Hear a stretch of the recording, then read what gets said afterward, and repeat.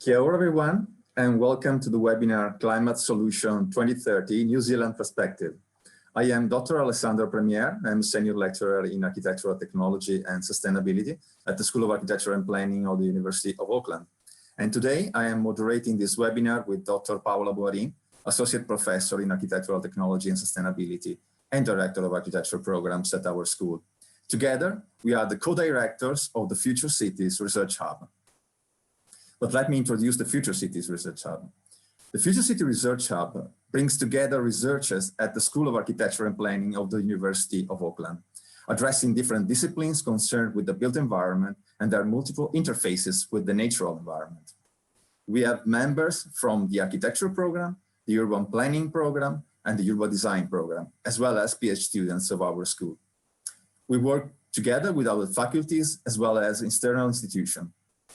The aim of the hub is to better understand the complexities of cities across the building, neighborhood, and urban scale, as well as the challenges faced by ecosystems, in order to contribute to the achievement of national, regional, and global sustainable development goals.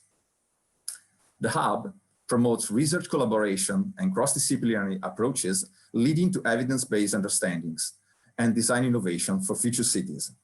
So some of the topics of our interest are responding to climate change through integrated processes, enhancing sustainability and resilience at different scales, improving health and well-being in the built environment, maintaining and enhancing the health of ecosystems during and after urbanization, integrated, innovative and disruptive technologies, passive design, integration of renewable technologies and low-carbon communities, circular economy and regenerative design, materials efficiency through prefabrication and life cycle thinking, policies, governance, and stakeholder engagement.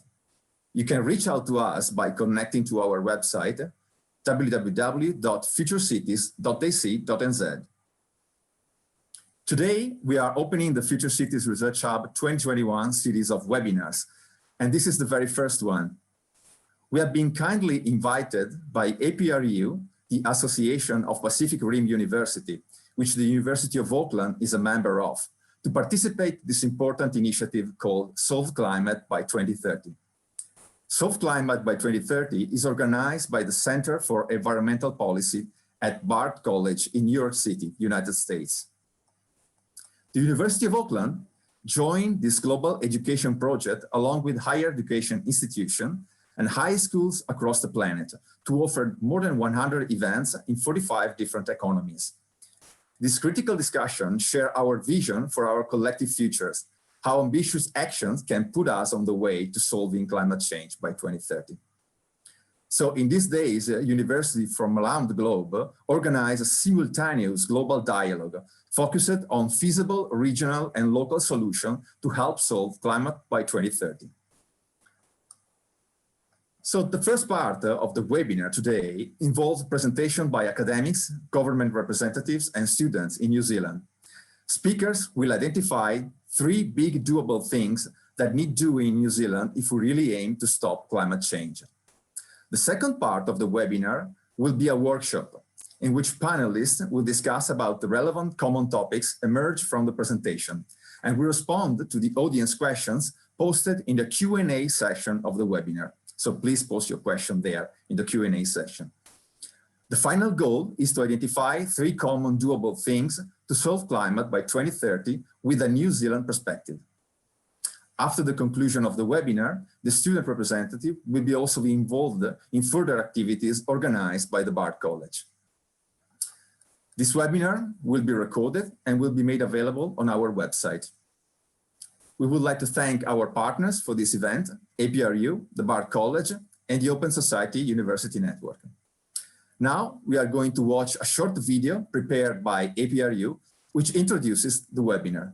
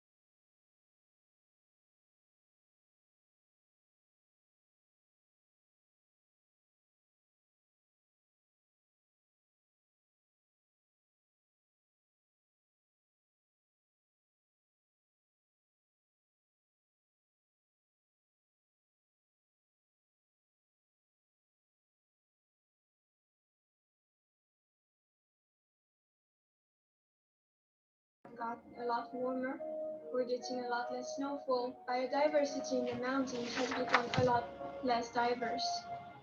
This is a threat for my community because in my home, tourism is the main source of revenue and the main economy.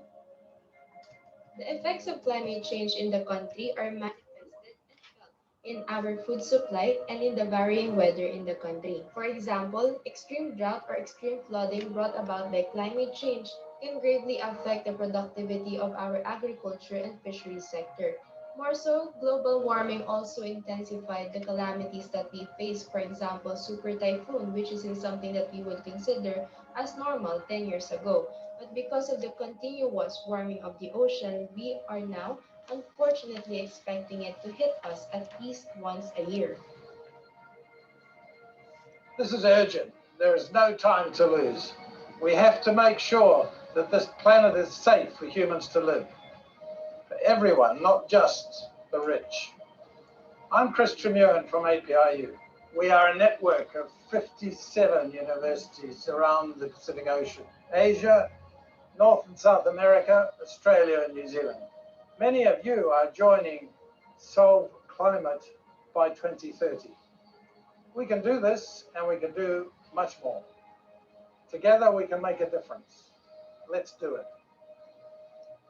I actually believe that everyone can do a little bit of something to fight climate change. We've seen how the climate crisis is mobilizing an entire new generation of active performative citizens, with students in schools and universities acting in solidarity and participating in protests, demanding change. Also, we must demand accountability from big-scale polluters, such as the big companies who dominate the market and the government who leads the country. Because as long as these two refuse to act upon it and neglect the reality of climate change, all our individual efforts, such as tree planting or shifting to a zero waste and green lifestyle, will all be disregarded because fighting a big and complex issue such as climate change requires collective action.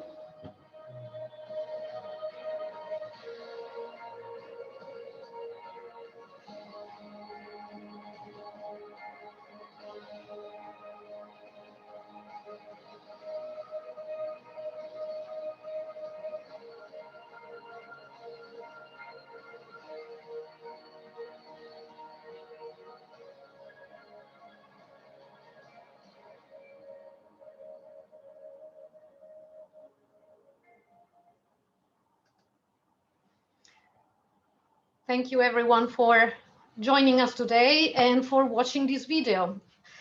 We're now moving to the second part of the presentation and the webinar today, which is our core part, and it's about listening to the voices coming from our experts in New Zealand. And these voices are going to be very different from one another. We invited people from the industry, we've invited people from academia, we invited people from the student body in order to address all the multifaceted problems that are involved with climate change and the fight to climate change. So our panelists today are going to share with us their view on how to better address this really huge issue at our national scale. So with something that is very much aligned and personalized with our strategies and our uniqueness here in New Zealand. So our first panelist, and I invite him to come online and share his screen, is Dr. Stephen Knight-Lenihan. Stephen is a senior lecturer at the School of Architecture and Planning and is a member of the Future Cities Research Hub. Stephen is an environmental consultant who joined the university in 2010 to research and teach in environmental planning. Specialist areas include urban ecology and restoration in relation to climate change and risk management. And current research includes the connection between ecological restoration and economic development and how local government can realize climate change adaptation and mitigation goals. So his presentation is titled Reducing Emissions While Preparing for the Worst, How Mangroves and Coastal Wetlands Might Help Save Us. Thank you, Stephen, for joining us today. You can share your screen. Thank you, Paula. Just share my screen. Okay, so as Paula mentioned, that's the title of my talk, is reducing emissions while planning for the worst, and the focus is on mangroves and coastal wetlands, and that'll become clear as we go through.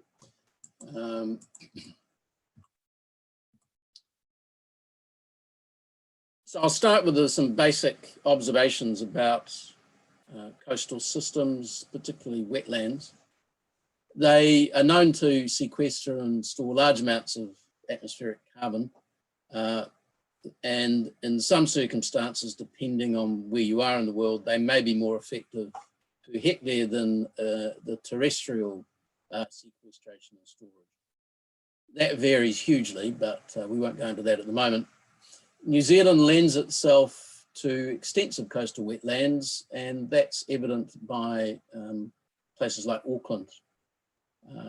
And it was evident in other areas like the Bay of Plenty, Kapiti Coast, and other areas where there were extensive coastal wetlands, but they've largely been drained.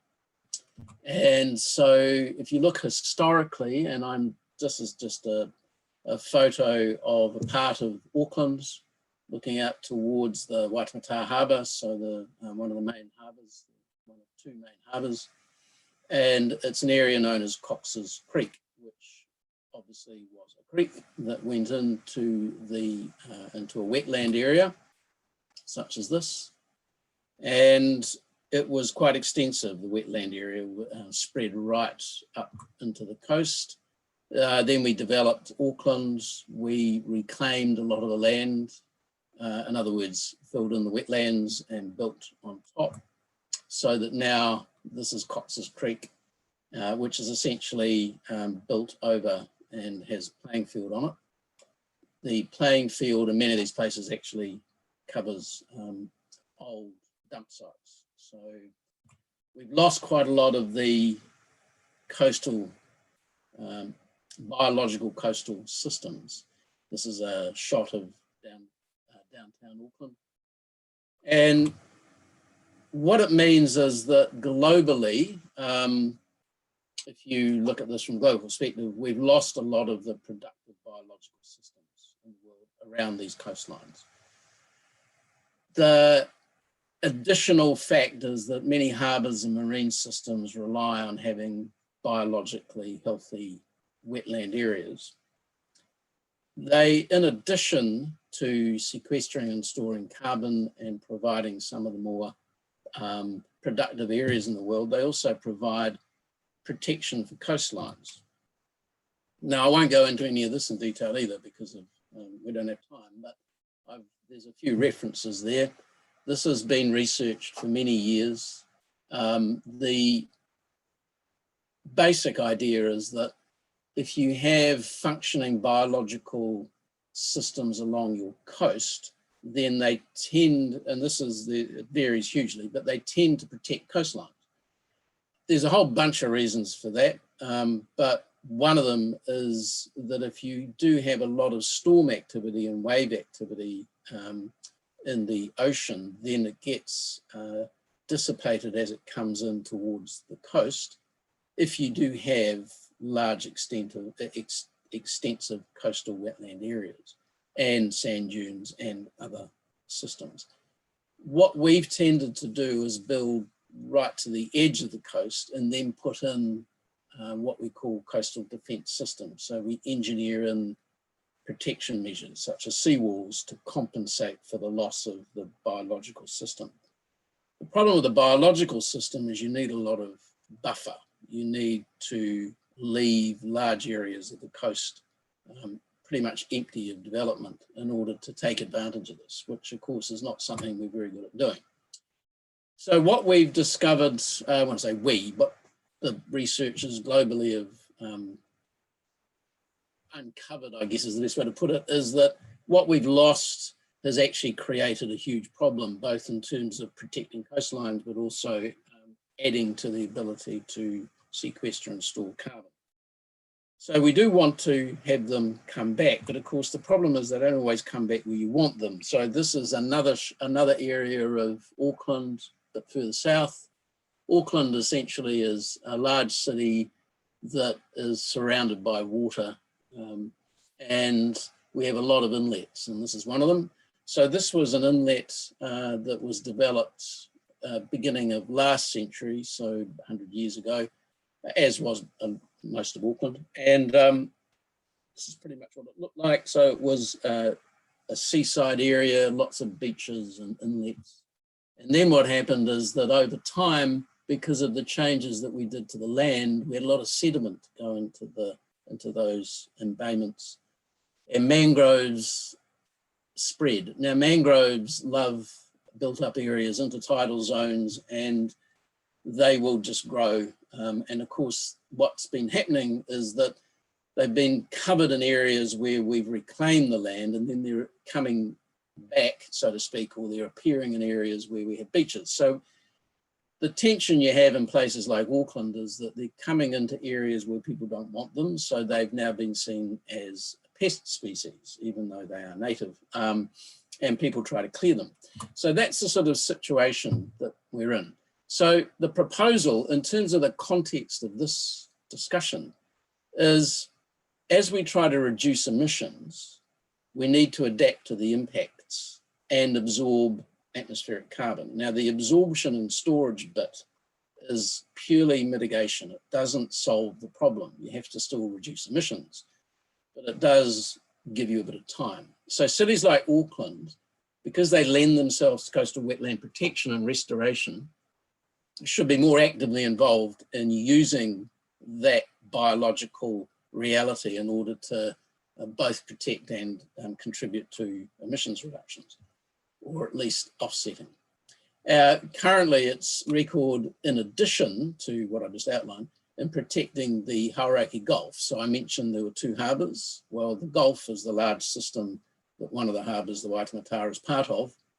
That Gulf has been declining in condition over a long period of time.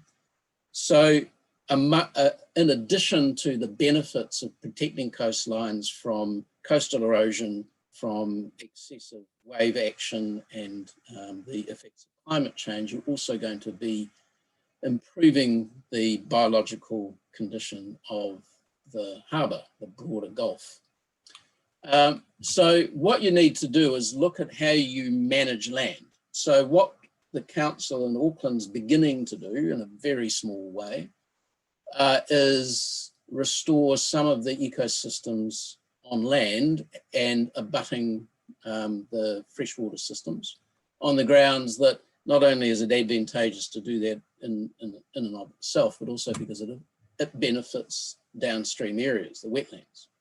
So the proposal is that all development should contribute to ecological restoration. It should be catchment based. It should require a demonstration of overall net ecological benefit. So in other words, you're using the restoration of ecosystems to contribute to a range of benefits, climatic as well as a restorative of ecosystems. This overlaps with what's been called nature-based solutions, green infrastructure. There's a whole bunch of terms for these things. And it is complementary to existing goals to create sustainable communities. And this is because there's a lot of research which is being done showing that as you do the restoration catchment-based approach, you also are looking at introducing reduced energy use, the creation of healthier communities where people are also walking more, where they're interacting more with the local neighbourhood, because one of the co-benefits is you're creating a more pleasant environment. And we have, as a lot of countries have, New Zealand has a number of existing policies and strategies and plans and ones that are in the pipeline, which will set up the conditions to allow this to happen. However, you need political support and commitment to actually ensure that it happens. So what we haven't had is that commitment. So we've got the tools, we've got the planning tools. It's a matter of whether and how we want to use them. Now, interestingly enough, there's a lot of work that's going on overseas, and one area that's currently arguably ahead of where a lot of other countries are at is England, well, the United Kingdom, specifically looking at England, where they're requiring developers to demonstrate how they will improve biodiversity values. Now, there's a lot of technical issues, but the concept is now in the legislation. So the idea is that they're going, all new development needs to contribute to restoring biodiversity values in England. So the result could be that, as I've said, all development contributes to this restoration. This could be driven by assessing the overall biological health of coastal wetlands. So the wetlands don't just function in terms of responding to climate change, but they're also an indicator. So if you're doing good things on your land, if you're managing the land well, then you're going to find that the coastal ecosystem restoration becomes apparent, it becomes an indicator. So you use these wetlands as indicators, and they will allow you to make an assessment as to whether you're creating the conditions to adapt to and help offset climate change. And this should be coupled with requiring development to demonstrate how it reduces emissions at source. So it's not sufficient just to offset, but you've got to show how you're reducing emissions and how it plans to reduce emissions permanently over time. So it's important to re-emphasize that yes, we're talking about systems which help mitigate, i.e. reduce the impact of climate change, but that's not sufficient. And it fits in with this concept of climate compatible development, where you're reducing emissions while adapting and you're shifting your economy into a low energy intensity system. And this is the kind of matrix that you can use to help facilitate that process. In other words, what you're doing is you've got a whole bunch of cells that relate to certain activities. In this case, the example is a subdivision, so a new development, and you can go through and look at what are the outcomes for each of those, in each of those categories. Does it help or hamper adaptation? Does it help reduce emissions? Does it benefit is it beneficial in terms of development? And then what are the co-benefits, the things I've been talking about earlier? And the idea here is you go through and you fill out the cells, and that gives you an idea of how your development is likely to either help or hamper in terms of climate change. So the three main points to come from this is requiring development, i.e. all development, and that's not just the big developments, but all development. How it reduces overall emissions at source, offsets unavoidable emissions, and how it plans to reduce emissions permanently over time, coupled with, combining with the green infrastructure approach, which focuses on coastal wetlands, for reasons I've just outlined, and how development contributes to ecological restoration. So those would be the three main messages to come out of this presentation. Wonderful. Thank you very much, Stephen, for sharing your ideas and thoughts with us today. Particularly interesting to me was the use of nature-based solution to fight climate change, supported, of course, by government's commitment as well as the commitment of the industry. And this actually takes me into the second presentation today. But before that, just a friendly reminder to all our attendees today that I see are really many, so thank you for joining again. Please post your questions in the question and answer box. We are going ahead with the presentation in this part of the webinar, so we are not asking the questions to our panelists in this very moment, but we will keep the questions coming from you for the second part of the webinar during the workshop. Okay, so I'm really pleased now to introduce Elrond Burrel. Elrond is the Principal Advisor, Architecture and Design for MBIE's building system performance team. He is leading the Building for Climate Change program's operational efficiency framework. An alumni of Victoria University of Wellington with a Bachelor of Architecture First Class Honours and University of Westminster, London. Elrond is a registered architect in the UK and certified passive house designer. He has over 2 decades of experience in the industry, including projects in the UK, North America, Australia, and New Zealand.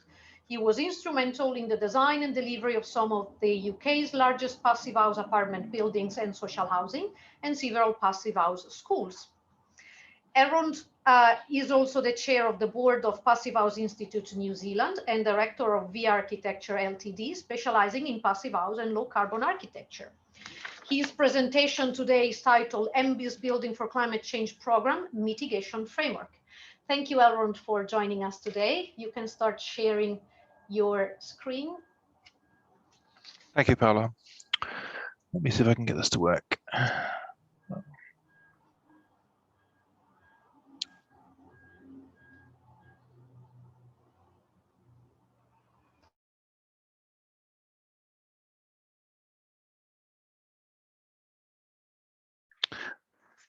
Thanks for the opportunity to take part in the presentations and the discussion today.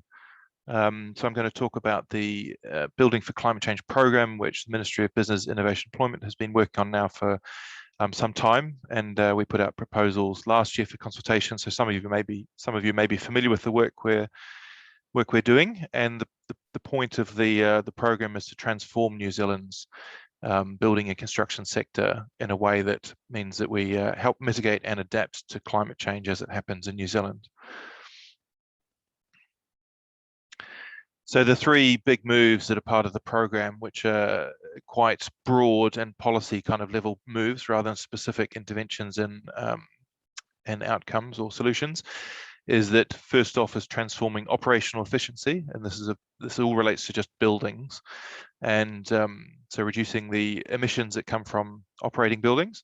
And the second one is reducing whole of life embodied carbon, so the carbon emissions that are associated with the materials and components and the construction of buildings and the end of life. And then the third side of it is adaptation as well, in terms of how buildings and how we build things relates to what's changing in the climate in New Zealand. So the context of the Building for Climate Change program is the Zero Carbon Act, which came in late 2019, I think. And so the Act sets out that New Zealand as a whole is going to reach a goal of net carbon zero by 2050. So that's across the whole economy, the whole industry of everything. And every part of the industry and every part of our lives really have a part to play in reaching this net zero carbon goal. And the construction and industry, the building and construction sector has a big role to play in this also, despite the fact that quite often it's sort of an unseen source of emissions in New Zealand, because our emissions profile is quite strongly dominated by agriculture. And you can see in the graph on the slide now that normally the way we account for emissions and the way that internationally it's done also is through production. So source of emissions that are happening here in our own country. So you can see the build-up is largely agriculture and then energy, and then there's some industrial processes and waste. And buildings kind of are hidden inside there. So we don't normally have a category of buildings specifically. But if you pull buildings out, they're actually a very large part of energy use in New Zealand. So although they might not directly cause emissions at the building, they're the source of the demand for the energy, which is causing emissions in the energy network. And then the other side, of course, we've got in there is the industrial processes and the product use, making parts for buildings and using them in buildings and constructing and maintaining and demolishing and end of life of buildings, etc. as well. And then there's a small proportion there of waste, in that when we build buildings, not everything that comes to site necessarily gets used in the building. And so there's emissions associated with things that get wasted in the process. And if we look across the lifespan of buildings in New Zealand, it works out somewhere sort of half and half, or a little bit more focused on the operational emissions, and a little bit less than half on the embodied carbon. And this surprises some people because we think we've got a very high renewable electricity grid in New Zealand, which is true. We do have a high proportion of renewable energy, but renewable energy itself doesn't necessarily mean zero emissions. And quite a lot of our emissions in New Zealand come from geothermal, which is renewable and which we're building more of. And also there's all the whole of life emissions which come from the infrastructure associated with generating electricity and distributing and using electricity as well. So electricity use in New Zealand, and of course fossil fuel use in buildings is a small part of that as well. These are all still vital in terms of getting to a net carbon zero by 2050 or sooner if we can. So our Building for Climate Change program fits into the whole of government kind of approach to climate change. So we're working with Ministry for Environment and a bunch of the other ministries on how they're doing things and how what we're doing fits in with what they're doing as well. So Ministry for Environment is essentially responsible for the overall aspects of the Zero Carbon Act. And then down the bottom, you can see we've got the Building for Climate Change program, which feeds into the National Emissions Reduction Plan through our mitigation frameworks, and then through to improving resilience and the National Adaptation Plan through our adaptation work. And the program is being developed in relation with the industry. So we're not trying to do it in isolation and just spring it on the industry to have to do. We've been out for consultation in quite a lot of detail, and we'll be going out for consultation again in a couple of months' time for more technical detail about what we're doing and how we transform the industry. Other things the government are doing, which are happening this year, which it kind of relates to as well, is that there's a carbon neutral government program underway. So all the ministries and direct agencies of government have to report on achieving carbon neutrality by 2021, which is the sorry, not by 2021, by 2025, started this year, which is a huge amount of work going on. So all the government departments are looking at what their direct emissions are and what they can reduce and what they need to offset and how they're going to manage all those things. So lots of changes coming along the way there. And the first emissions budget's being developed by the Climate Change Commission. You will have all seen the consultation work which the Climate Change Commission closed recently, but they had a lot of submissions from everyone across the country. So it's great that everyone's engaged in climate change response. And then we're expecting that the emissions reduction plan will be finalised and published by the end of this year, which, as I had on the previous slide, our work in Building for Climate Change feeds into also. So the things we went out for the consultation, which I'll talk a little bit more detail about, are the mitigation frameworks. So transforming operational efficiency and the whole of life embodied carbon reduction. So these set out in a reasonable level of detail, kind of policy proposals for how we'll do these things for the building industry in New Zealand. And then the adaptation framework is still being worked on. It's a much broader piece of work than the operational and the embodied side of things, because it really impacts on lots of different interacting parts of the industry and parts of wider society and the economy. The consultation that we did last year closed in October. We had over 300, nearly 400 submissions, and a lot of them were very detailed written submissions, not just people answering the survey questions. The analysis of this is done now, and we're just finalising the actual publication for it, but it'll be up on the MB website quite soon. The key thing that we found was really good about the consultation was we had overwhelming support for what we were doing.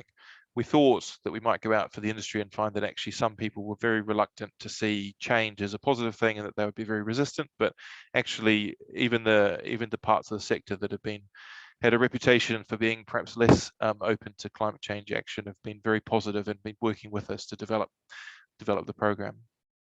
So there'll be more on these results coming out soon. So just to touch on these frameworks in a bit of detail, the first one, transforming operational efficiency, as Paolo mentioned, this is one that I lead. It's got 3 high-level objectives. So the first off is reducing operational emissions, so directly about mitigation when it comes to climate change. But we don't want to see that as happening in isolation.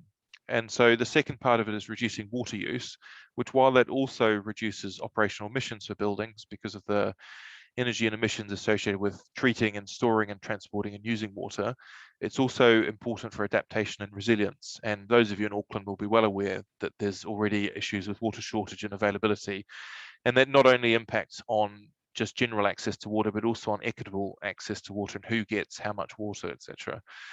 And then the third part is that we really don't want to have a situation where we reduce energy use in buildings and reduce emissions very successfully, but in doing so end up with unhealthy and unsatisfactory well-being outcomes for buildings. So it's really important that any reduction in energy use in buildings is tied into the way that buildings are healthy and support people's well-being, and that we don't end up just reducing energy at cost of all these other aspects. So these are 3 high-level objectives for Framework 1. in our kind of view of things, the current state is that working with very highly efficient buildings and producing very good, healthy well-being outcomes is quite a specialist area at the moment. It's not really the mainstream of the industry. And the regulations, so essentially the building code, but some of the other aspects of regulations of building also, are not at the moment that robust in this sense. They're not sort of at very high standards, but they also don't have a very strong system focus, and that they're quite fragmented and different things are taken in isolation, which can lead to unintended outcomes. And so it's really important that that's something that we address in this work for climate change. But we have noticed that the industry is growing. You know, the interest in the industry in doing highly energy efficient buildings and producing very healthy and good outcomes is growing, and that the numbers of architects and builders working in the sector is increasing really rapidly. And our vision for transforming operational efficiency is set for 2035. So I know I've already missed the boat for this presentation when we were talking about 2030, but the intention is that by that point, that energy efficiency and water efficiency and emissions are all core considerations when people are designing and constructing buildings. So just at the moment, like, people take account of site constraints and budget constraints, and they know roughly what buildings cost. We want to get to a place where the industry is equally literate about carbon and efficiency and water use, and so they can talk competently about these aspects, and when they're designing buildings, they're a core part of how they consider the design and construction process.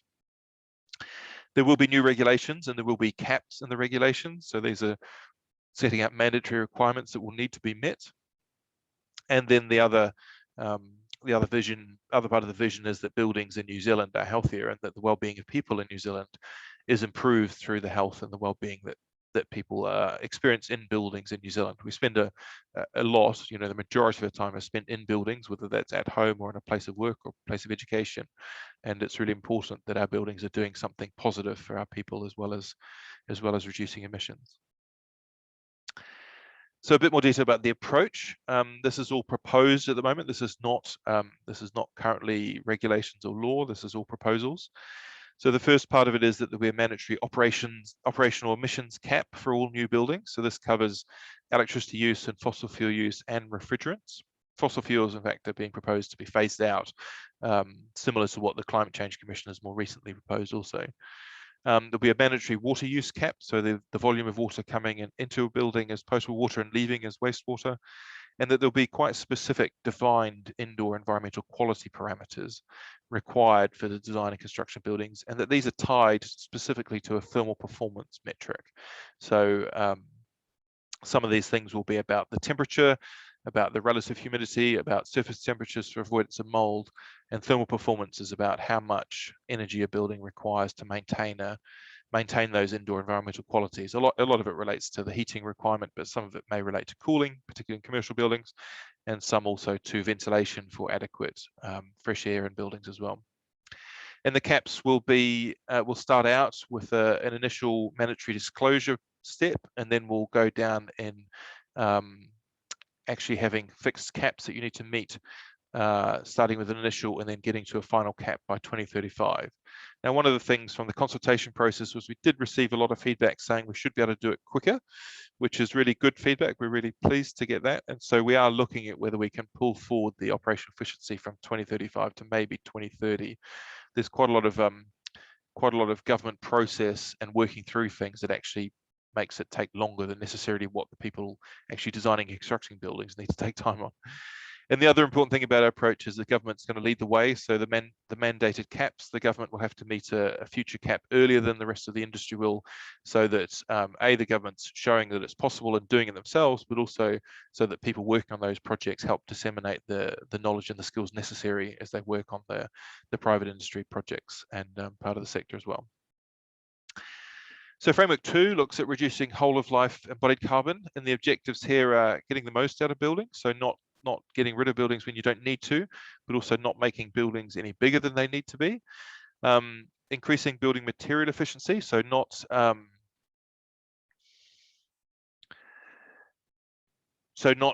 overusing, being very lean and efficient with the material use.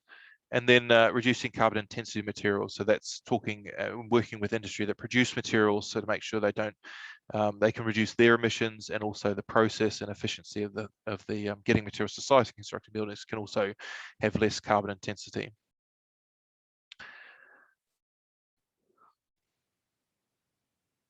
And very similar kind of look at the current state and the vision. I think embodied carbon, we're all aware in New Zealand and around the world, is a much lower understanding at the moment of what we need to do for that than what there is for energy efficiency.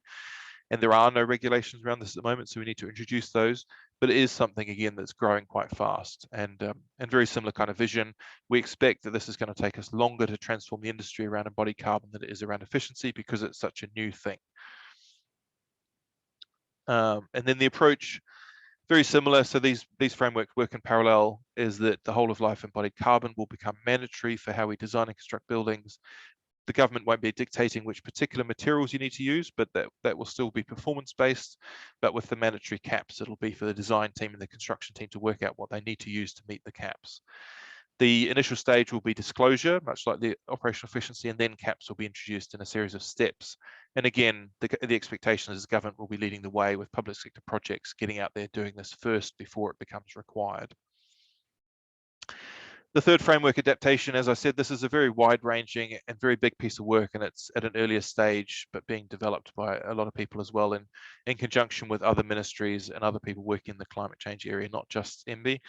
And there's a whole range of impacts on buildings that we can either reduce the impact of or need to avoid the impact of as we go forward with the changing climate. And you can see a list of them there on the slide of things that are being considered and how we might go around addressing these things. I just wanted to put a bit of context on Sustainable Development Goals as just the final bit of this presentation, with the context of the Solve Climate 2030. So these are the 17 Sustainable Development Goals. So operational efficiency touches on a number of them. So it's not just about affordable and clean energy and sustainable cities, but also, as I've explained, it's really related to good health and well-being in buildings, and also water, and also about transforming the industry. So actually we have good work doing energy efficient buildings and economic growth, which relates to sustainable construction. And of course, it wraps up as being part of climate action and government policy also. Similarly, the whole of life embodied carbon touches on a number of different areas. The one thing which is different is it particularly picks up on responsible consumption and production. So how much we use concrete and steel and timber and aluminium, etc., really comes under the whole of life embodied carbon. And then the final one, adaptation, of course, touches on many of the same things, but again, different approach, but needs to be focused on people's health and well-being, and water and energy, and jobs and employment, etc., as well as the sustainability of our cities and the infrastructure and industry. And that finishes up my presentation. So if you want to find out more about Building for Climate Change program, there's quite a lot on the MBIE website at the link there, and you can email that address there, or you can subscribe to the newsletter, and there is updates which come out from our work occasionally. So you'll be kept up to date that way. Thank you. Thank you, Elrond. Thank you very much for your presentation, and really overwhelming results from the consultation process. Well done.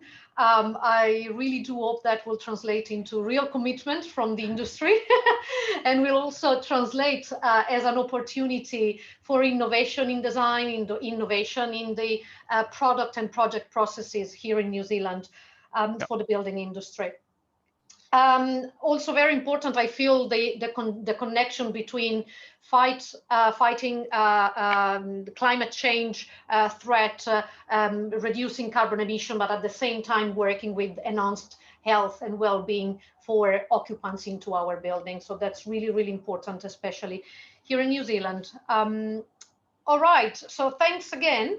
Our next speaker today is Niki Harré. Niki is a professor in the School of Psychology at the University of Auckland. Her recent research projects have focused on sustainable communities and schools, core human values, positive youth development, and political activism.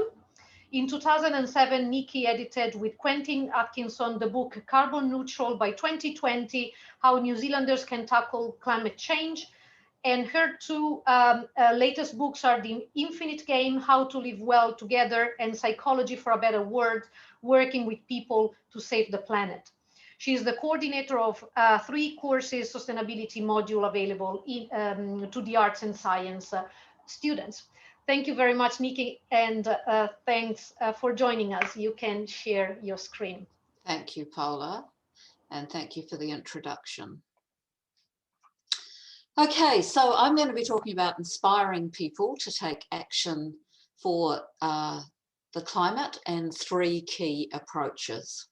So the first approach is identifying shared values. And I was interested to hear in the presentation that we just heard from Elrond, how he was talking about being somewhat surprised at how on board everybody is with these issues. And that sense that it is possible is actually really key to productive planning of the type that Stephen was talking about. So how do we identify shared values? Well, a metaphor that I've been working with for a long time was put forward by philosopher James Cass, who suggested that in life there are at least 2 kinds of games.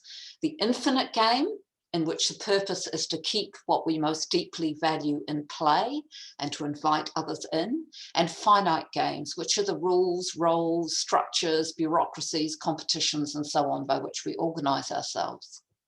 So if we go, I'm only going to be sort of very briefly talking about this today, but if we think about that infinite game, which I'll be concentrating on, and those values that we're trying to keep in play, sometimes through the rules, roles, structures, bureaucracies by which we organize ourselves, what are those values? What are the deep core things that human beings share? So one piece of research I've done with sort of thousands of people, and 1,080 of them were part of the project I'll be showing you in a second, was to ask them this question: what do you consider of infinite value? And giving them this definition to think about that things of infinite value are sacred, precious, special, of value for their own sake, that which makes the world truly alive. And things of infinite value can be in any dimension. So we could be talking about emotions, relationships, part of the natural world, qualities or objects. Now, in this study, we asked over 1,000 people. They were able to say 3 things. We coded their responses and produced a word cloud. Bigger the word on the cloud, the more people said a value represented by this word. These are all people from Aotearoa, New Zealand, and this is what we got.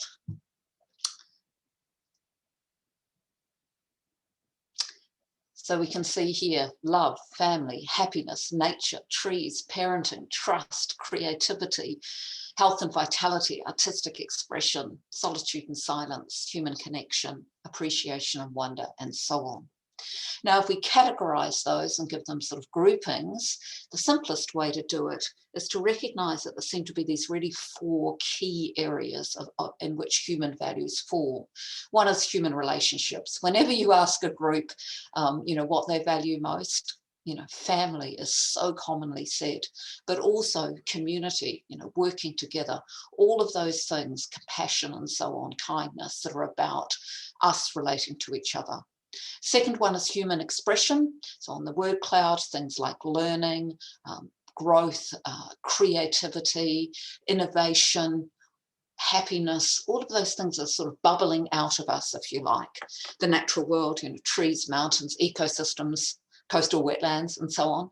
And then the whole, complexity, spirituality, something people sometimes say God, faith, but just the universe, and things like solitude and silence and so on, we would code that way as well. Now, another part of the research, and this is a really critical point I want to make actually about this study, is asked people, how do you feel when you see this word cloud?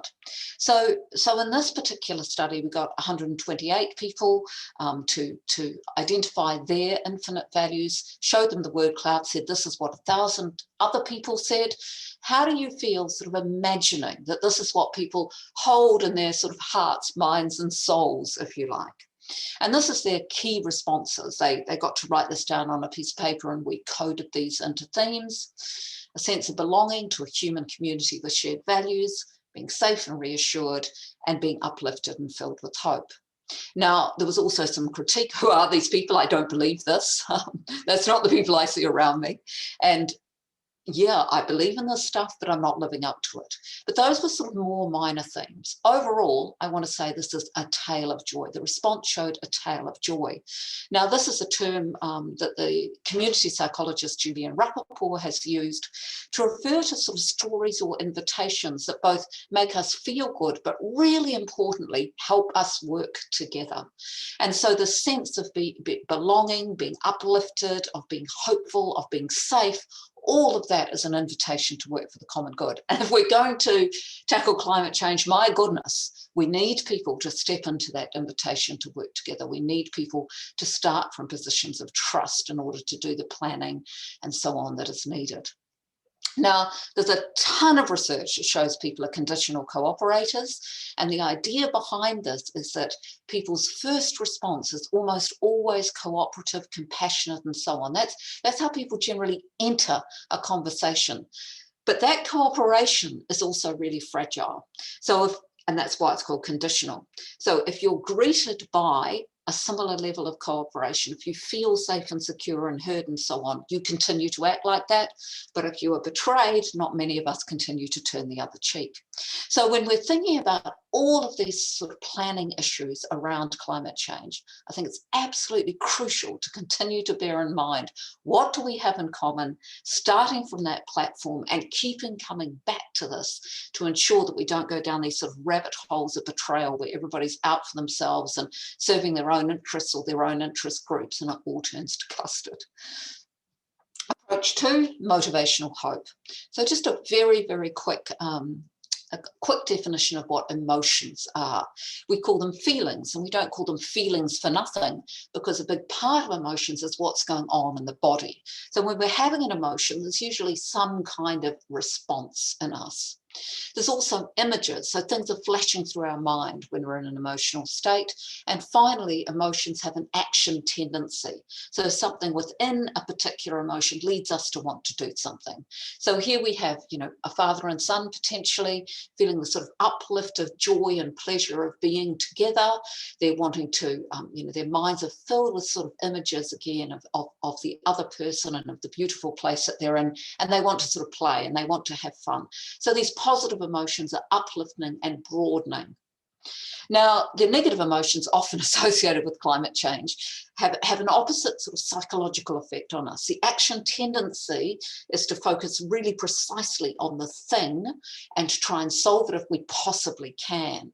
Fear is a withdrawal emotion. So here's Sam. If you're not a Game of Thrones fan, this is when Sam's seen the White Walkers. These are agents of destruction, zombies basically, and he's terrified, so he runs away and hides. Now, a very useful strategy. Sam lives to the very end of the last season of Game of Thrones, but that strategy of fear, that instant response of trying to get away, not so good for climate change, as you can imagine. Anger is a destructive impulse. There's Daenerys Targaryen. She's about to get her dragons to set the city behind her on fire. We have the poster child for anger in the climate change game, of course, is Greta Thunberg. And, we need these prophets. We need these people screaming and shouting, this isn't good enough. But, that destructive impulse, the destructive focus, again, doesn't help build the kinds of things that we just heard Stephen and Elrond talking about. So, these often lead to this kind of chronic anxiety in which we can't actually solve the problem. And so we're stuck with really thinking that we should and trying to figure it out, but feeling actually really isolated and alone. And the solution to this is hope. Now, hope in the environmental field is always collective, always, because this will only work if there's lots of people doing it together. So the invitation, it's like the infinite game invitation, is always to step into something that's happening. And that's what I'm calling motivational hope. So there are basically, 3 kinds of hope, if you like. No hope, which is like despair or apathy. Complacent hope, which is that other people will do it for you. But this motivational hope keeps coming back to together we can solve the problem. And hope always bounces from some sense of fear, anger, something negative, in the sense that, hope means that there's doubt, but hope is a sort of positive twist on that. So approach 3 is being the change. an oldie but a goodie. There's a ton of psychological research that shows how human beings are imitators. It starts when we're very, very young, a few days or a few weeks old. Babies, pivot on adult faces and try and do what the adult is doing. Interestingly, actually, adults also imitate babies just as frequently. If you watch them, they're both trying to copy each other. Continues as children learn to do things as they grow. And children become of their culture because this is what they're surrounded by, not because they're told how to do it, but because they see it. And people have been called, this has been called the chameleon effect. Chameleons, reptiles change color to blend with their surroundings. People change behavior to blend with their surroundings. Now, we don't just imitate directly, but we look for behavioral traces, signals in the environment. What do people do around here?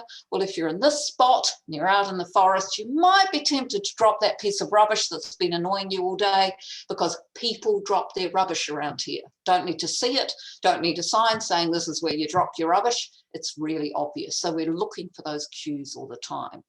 And we're looking for stories. Mental health research shows, and you will all know this, the sort of dilemma about talking about a suicide, for example, because other people might choose to live into the story. Research has shown the same with anorexia. Tell stories about anorexia, it almost invites people to display those symptoms, because even with these very personal things, we're not actually just making it up from zero, we're living into what is around us. Not to say the distress isn't real, but the way we act it is sort of socially constructed to a large degree. So we have to just go back to that one for a second. We have to be really careful about these tales of terror, tales of joy, inviting us into something positive and working together. Tales of terror also tell us what's normal, and they're to tell us not to do it, but as human imitators we often do. So, people are hopeless, they're driving their cars, they're using plastic bags, blah, blah, blah, blah, blah. It's a tale of terror, but it also tells you what's normal. Be very wary of that for the imitating human brain. So to summarize, identify shared values. Even if you don't really believe it, even if you really think that everyone else is on a different page, if you act as if we have these values in common, that's the start of a good conversation.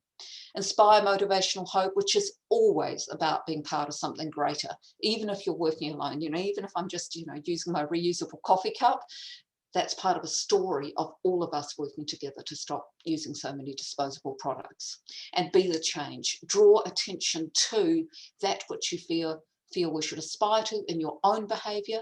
Again, we're talking a lot about building today, so there's great ways to make buildings model this. Having cycle racks out the front, not in the basement, having a compost bin next to every landfill bin, etc. Lots of ways to trigger, the imitating brain and stories to tell. Thank you, that's me.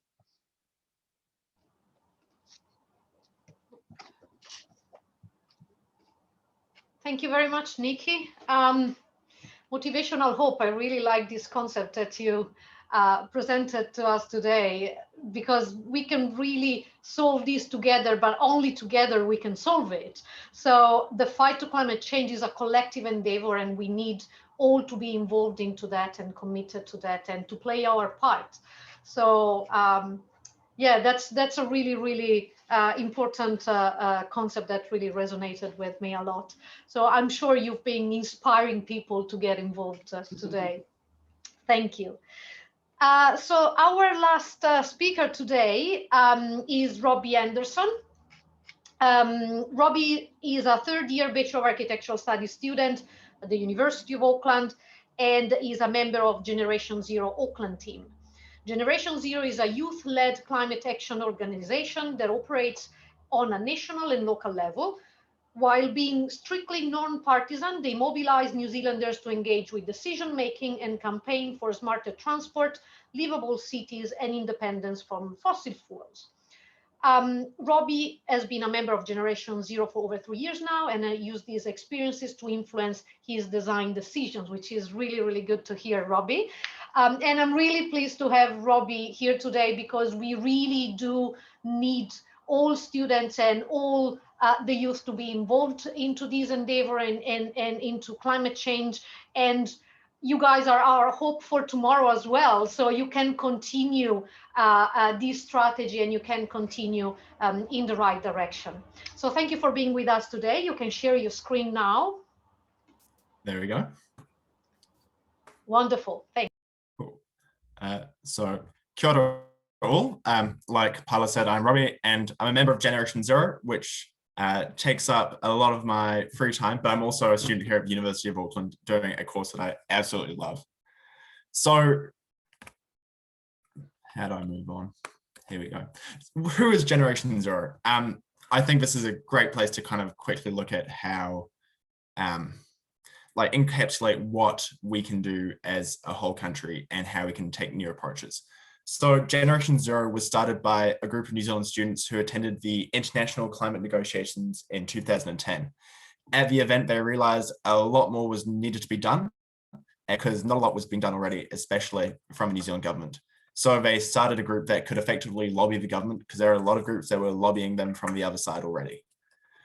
So since then, we've done a lot. But primarily we created the Zero Carbon Act. We modeled it on the UK's Climate Change Act of 2008, and it envisions net zero emissions by 2050. So already a bit behind what we're trying to do here with 2030, but it's as good as we can go, and we can really make it a lot better.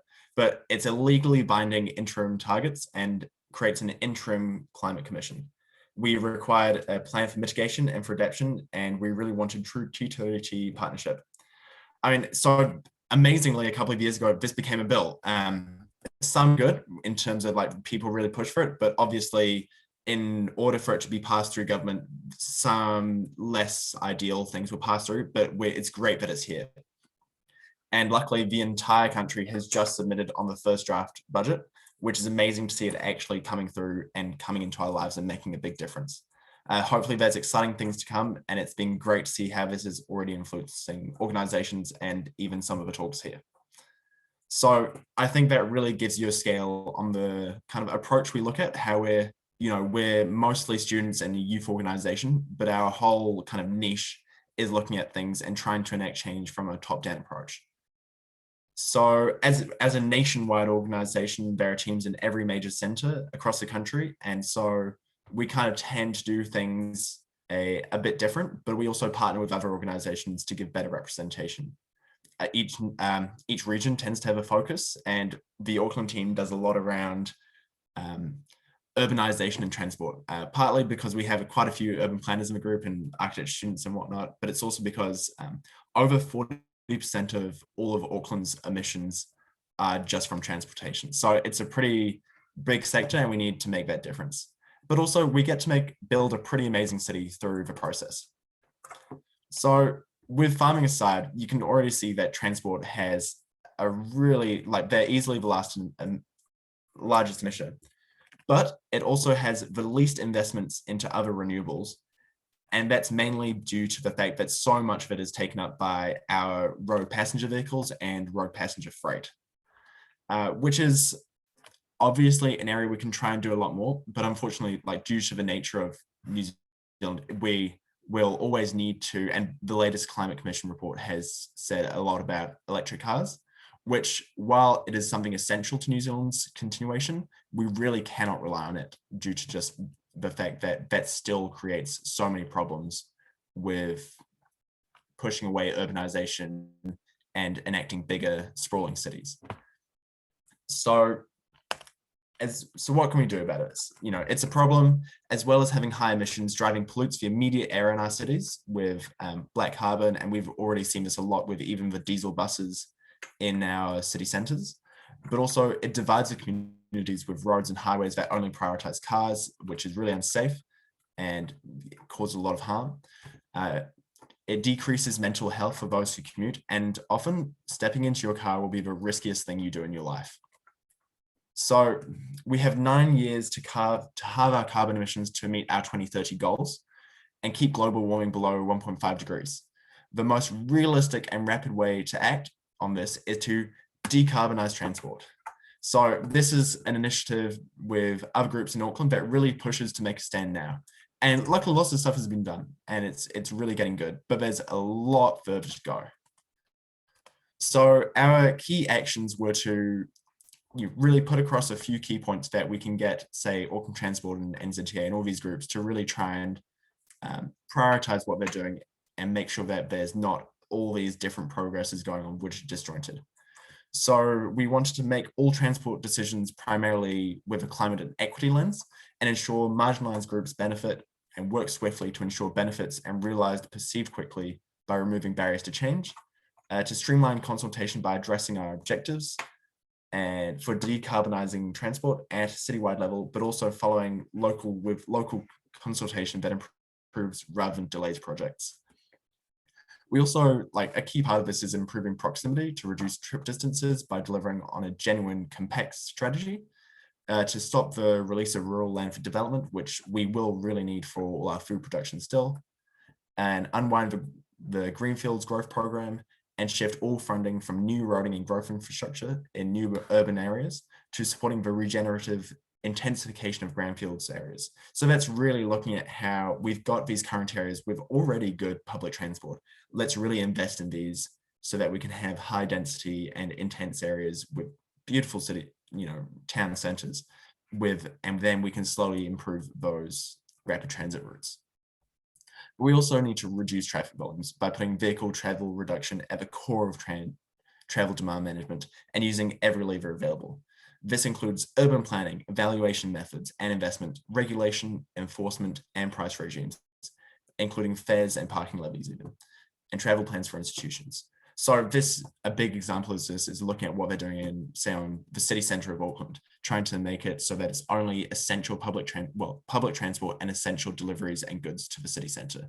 So then we can actually have a city centre that's designed for people and really helps the people walking around it. We also do, though, need to prioritise active and public transport modes. And while often this isn't the big, flashy government proposal, which they really want to, help them get elected next time, whether on council or the government and nationwide, it's really the thing that can make a big difference and deprioritise the personal automobile in system design, operation and investment and space allocation, because we have a lot of space dedicated to roads.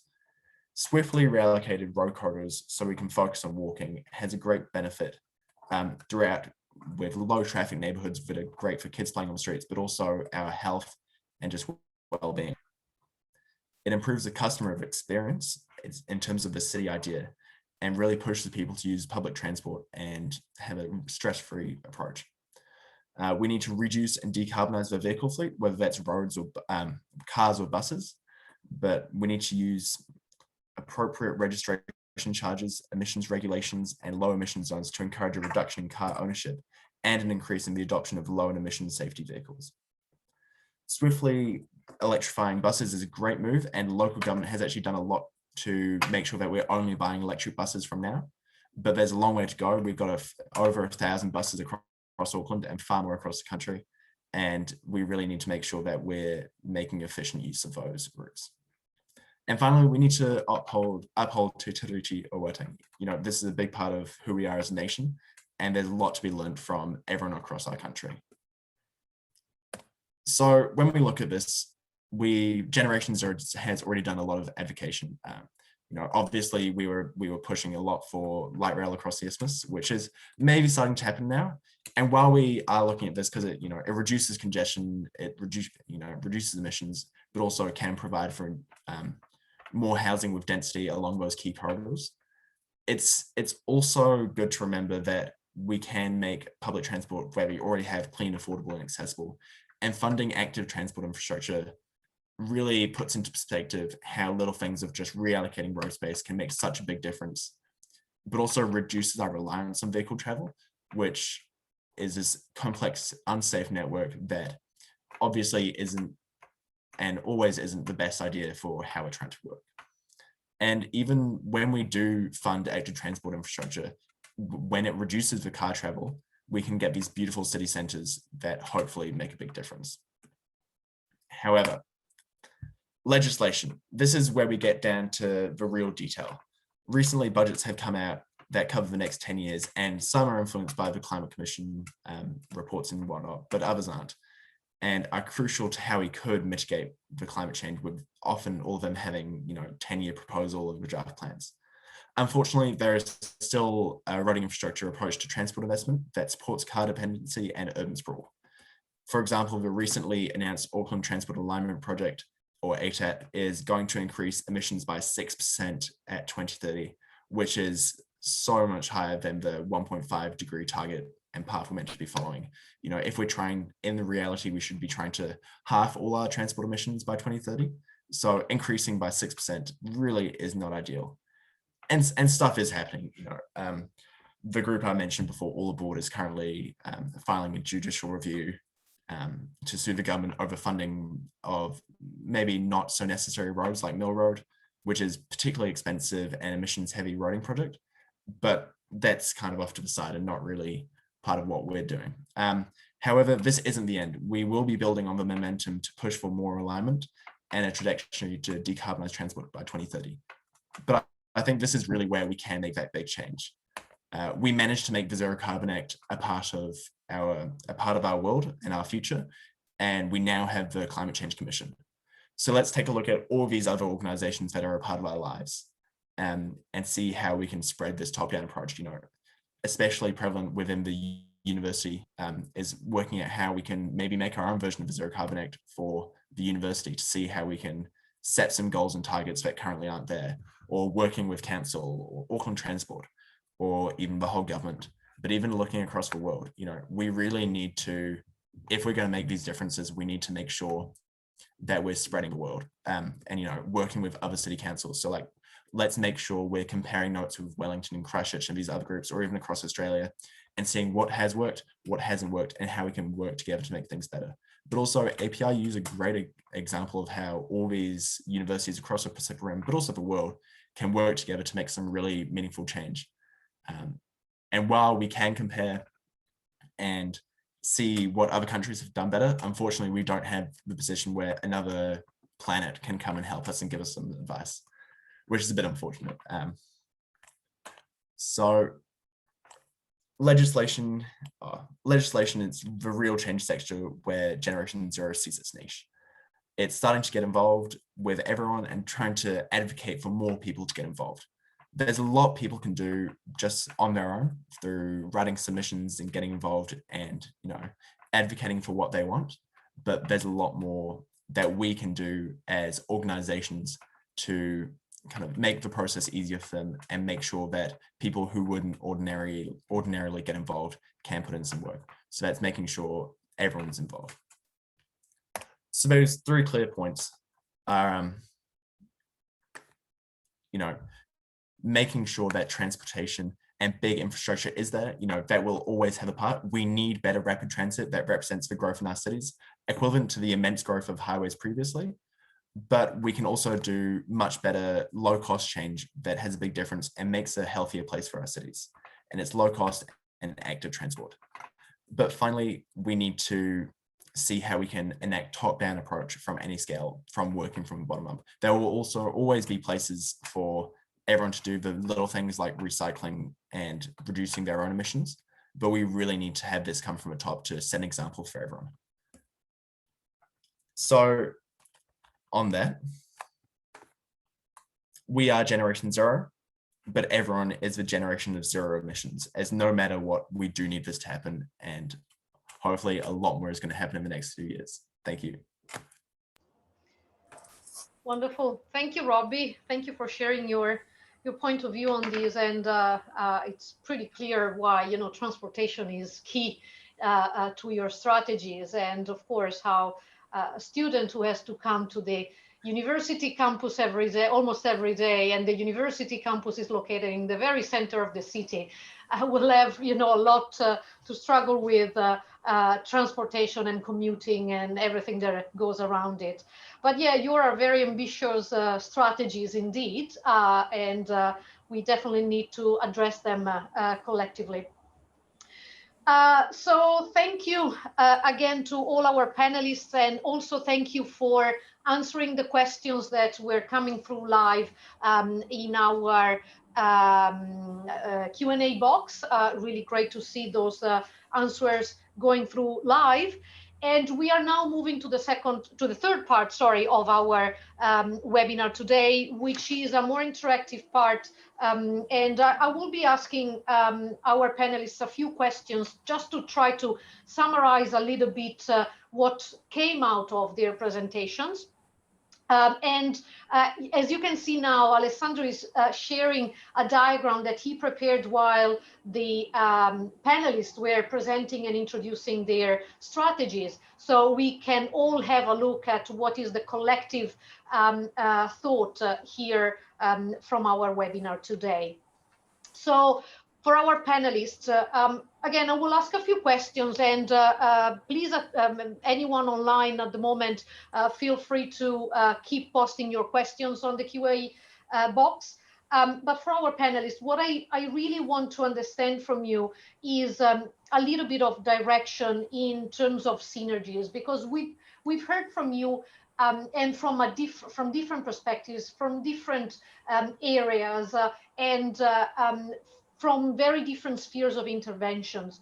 So in a way, what are the synergies that we can activate across the different areas of expertise? And we heard about psychology, we heard about government action, we heard about people's commitment, nature-based, again, strategies. So what are the synergies that we can activate here within our, in our country? Any of the panelists keen to answer?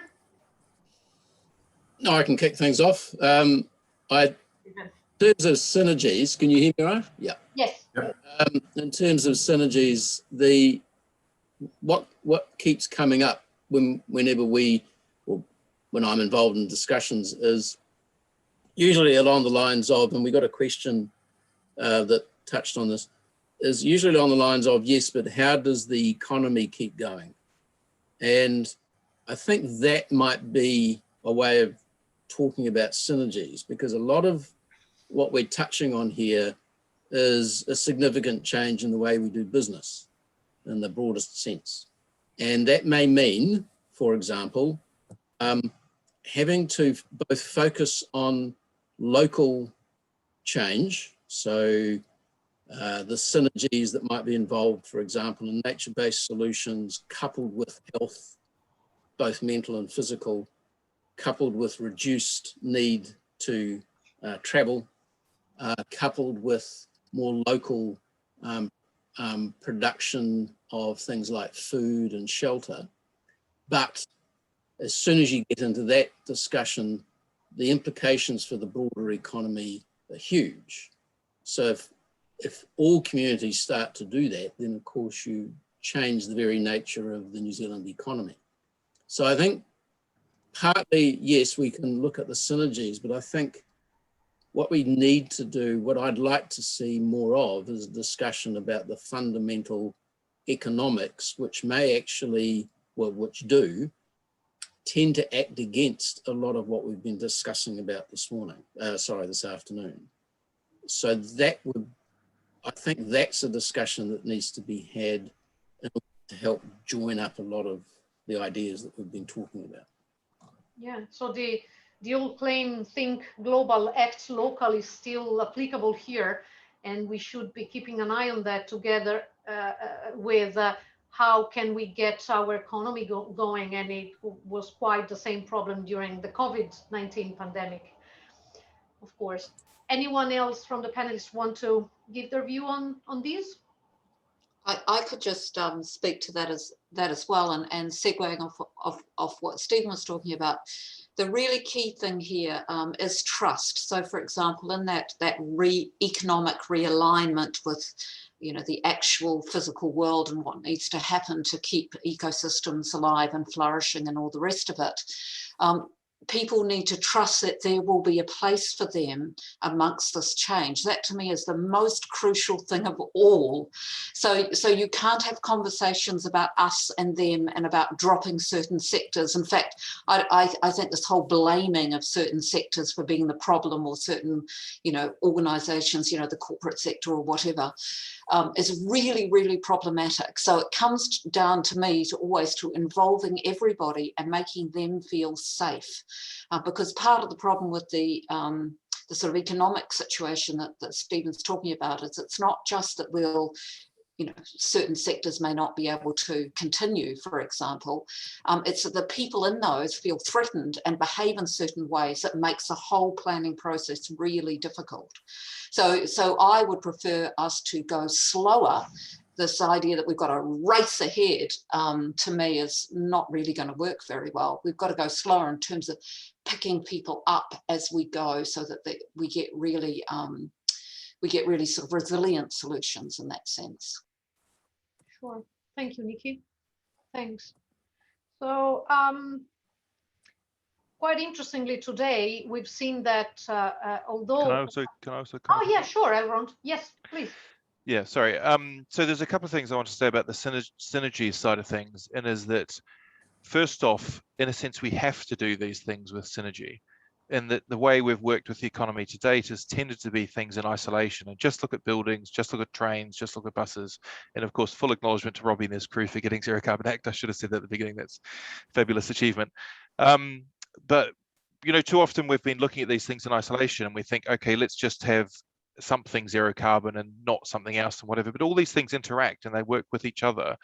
And so you will have noticed that the frameworks don't propose that we have zero carbon buildings as part of what we're talking about, the Building for Climate Change program, because part of that is that to try and achieve something like that ignores some of the issues of actual energy production through the winter and things like that. And so you can in theory have a net zero which averages something across the year, but actually what you produce in summer is overproduction, which isn't actually reducing emissions in any way, and what you're drawing from the grid in winter is more and has higher associated emissions with it. So we have to have these kind of synergies between different things, between the energy production side, the consumption side, and the transportation things. And there are lots of opportunities where they do come up.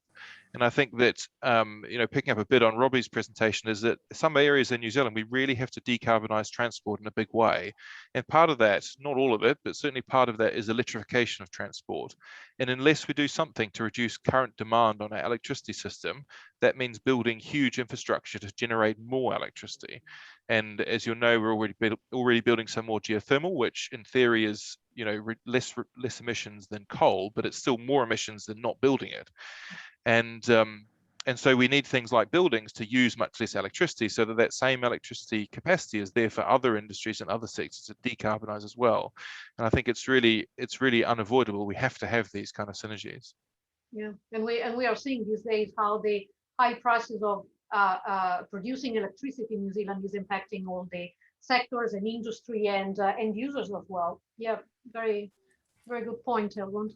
Rob, would you like to add anything? Yeah, just to kind of, and I think the key thing here though is that everyone is going about their lives and isn't specifically trained to do this fast, well, not fast, but long-term planning with all their skills that they've learned from years of working in this sector.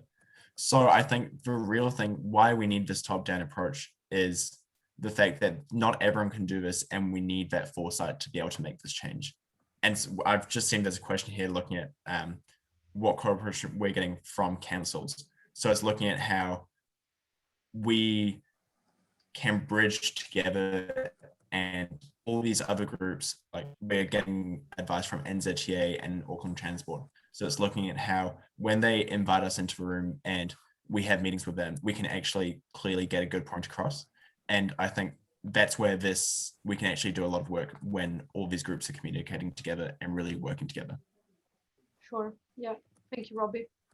To move forward, as we are getting tight with time, I just wanted to ask a question, and not too sure the answers will be very brief, but let's try to keep it brief. Well, of course, we've all seen the changes and deep impacts that the COVID-19 pandemic has introduced into our lives, and also somehow to the achievement of SDGs. So how do you think the pandemic impacted upon these achievement in New Zealand? Are we still on track?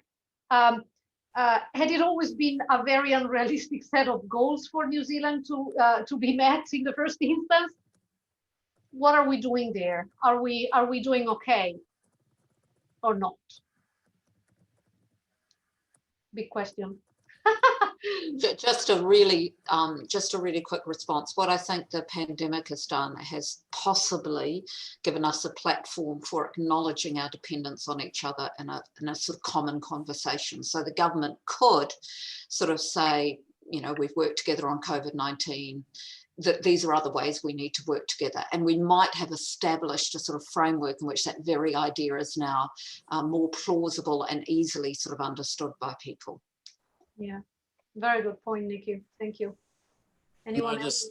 Just make a comment, just picking up on that as well, is that it also reinforced the dependence we have on the rest of the world, and how, coming back to this economic question, how difficult it is for a country like New Zealand to achieve certain goals when we're integrated into a global economy, which can often, or does, operate in a way which actively prevents you achieving those goals. So for an example, one of the tensions that government's having to grapple with at the moment is the fact that the post-COVID recovery response very much depends on investment in things like infrastructure and the recovery of tourism and exports of products overseas.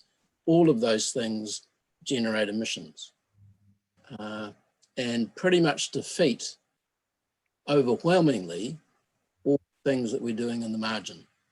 So things like electric vehicles and so on are marginal responses, which will not significantly reduce emissions relative to all the other things that we're currently investing in for a post-COVID response. And that is very much encapsulates the contradiction that governments find themselves in, which is, how do we respond to the needs of communities while at the same time reducing emissions? As Robbie said before, one of the things that I'd be interested in finding out more about in terms of how Gen Zero gets onto this is that a lot of the work I do looks at the decision-making processes made by agencies, local government, NZTA, road transport agencies, etc., where their mandate pretty much operates against their ability to address meaningfully climate change. Right. Simply because of the way the rules and regulations are set up. Oh, yeah, no, that's clear. Thanks, Steve. Elrond, Robbie, would you like to add anything very quickly?